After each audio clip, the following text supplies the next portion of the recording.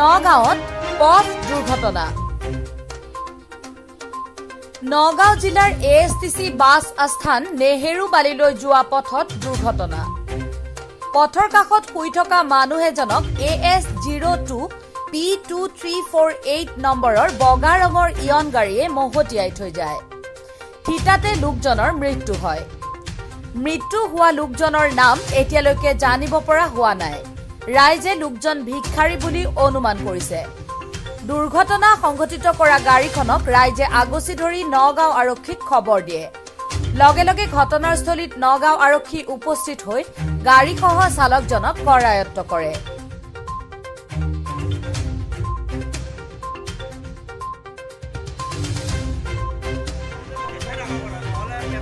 নগাঁৱত পথ দুৰ্ঘটনা। নগাঁও জিলাৰ এএছটিচি বাছ আস্থান নেহেৰুবালিলৈ যোৱা পথত দুৰ্ঘটনা। পথৰ কাষত শুই থকা মানুহ এজনক AS02 P2348 নম্বৰৰ বগা ৰঙৰ ইয়ন গাড়ীয়ে মহতিয়াই থৈ যায়। থিতাতে লোকজনৰ মৃত্যু হয়। মৃত্যু হোৱা লোকজনৰ নাম এতিয়ালৈকে জানিব পৰা হোৱা নাই। ৰাইজে লোকজন ভিক্ষাৰী বুলি অনুমান কৰিছে।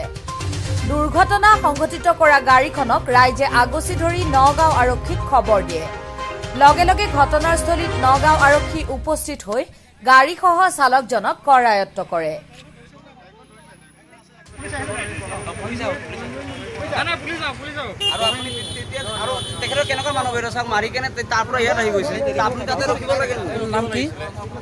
কেনেকে দেখা নাই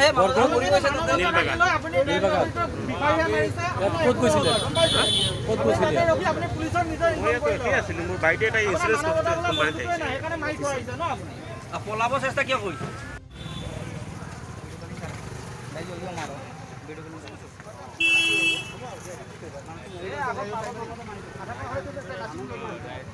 সেইখনে কি কৰিলে চকাটো দি পেলাই ঠেলি নিলে কাপোৰৰ ওপৰৰ পৰা। পিছত মানে কি সি মানুহটোৱে অঁতৰাই পেলাইও নিব পাৰিলে সেনেকে সেইটো কৰা নাই। পিছৰ চকাটো দিও আকৌ চুচৰাই পেলাই চাইডলৈ পেলাই থৈ গুচি গ'ল। গাড়ীখন ক'ত গ'ল এতিয়া? গাড়ীখন এইফালে গৈছিলে আৰু সিফালে আগত বোলে ধৰিলে। নাম্বাৰটো কিবা গম পায়? নাম্বাৰটো মানে মই চাইছিলোঁ কিন্তু ধৰিব নোৱাৰিলোঁ। পিছত চুইফ্ট কাৰ এখন আহি গৈছিলে। কি কালাৰ আছিল গাড়ীটো? White colour.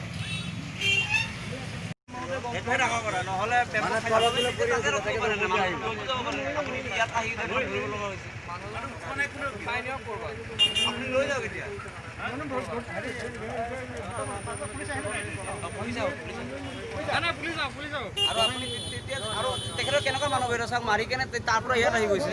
আপুনি তাতে ৰখিব লাগে। নাম কি? কেনেকে দেখা নাই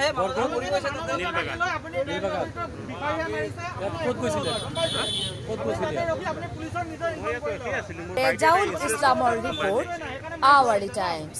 পলাব চেষ্টা কিয় কৰিছে?